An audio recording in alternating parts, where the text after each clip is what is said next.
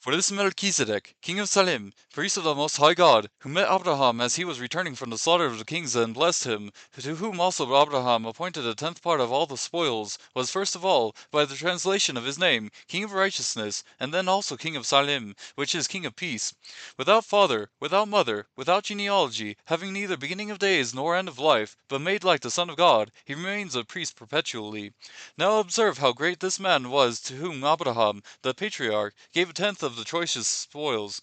And those indeed of the sons of Levi who received the priest's office have a commandment in the law to collect a tenth from the people, that is, from their brethren, although these are descended from Abraham. But the one whose genealogy is not traced from them collected a tenth from Abraham and blessed the one who had the promises. But without any dispute the lesser is blessed by the greater. In this case mortal men receive tithes, but in that case the one receives them, of whom it is witness that he lives on. And, so to speak, through Abraham even Levi, who received the tithes, but paid tithes, for he was still in the loins of his father when Melchizedek met him. Now if perfection was through the Levitical priesthood, for on the basis of it the people received the law, what further need was there for another priest to arise according to the order of Melchizedek, and not be designated according to the order of Aaron? For when the priesthood is changed, of necessity there takes place the change of law also. For the one concerning whom these things are spoken belongs to another tribe, from which no one has officiated at the altar.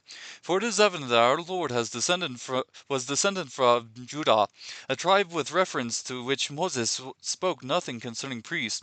And this is clearer still, if another priest arises according to the likeness of Melchizedek, who has become such not on the basis of a law of physical requirement, but according to the power of an indestructible life.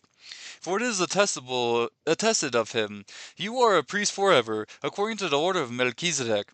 For, on the one hand, there is a setting aside of a former commandment because of its weakness and uselessness, for the law made nothing perfect.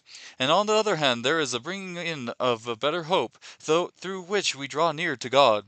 And inasmuch as it was not without an oath, for they indeed became priests without an oath, but he with an oath through the one who said to him, the Lord has sworn, and will not change his mind, you are a priest forever.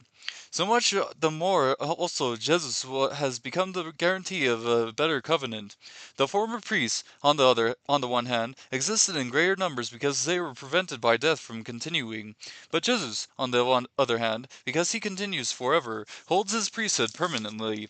Therefore he is able also to save forever those who draw near to God through him, since he always lives to make intercession for them.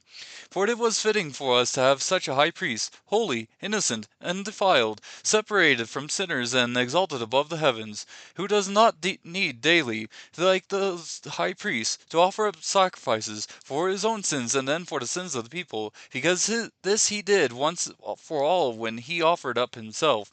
For the law appoints men as high priests who are weak, but the word of the oath, which came after the law, appoints a son, made perfect forever.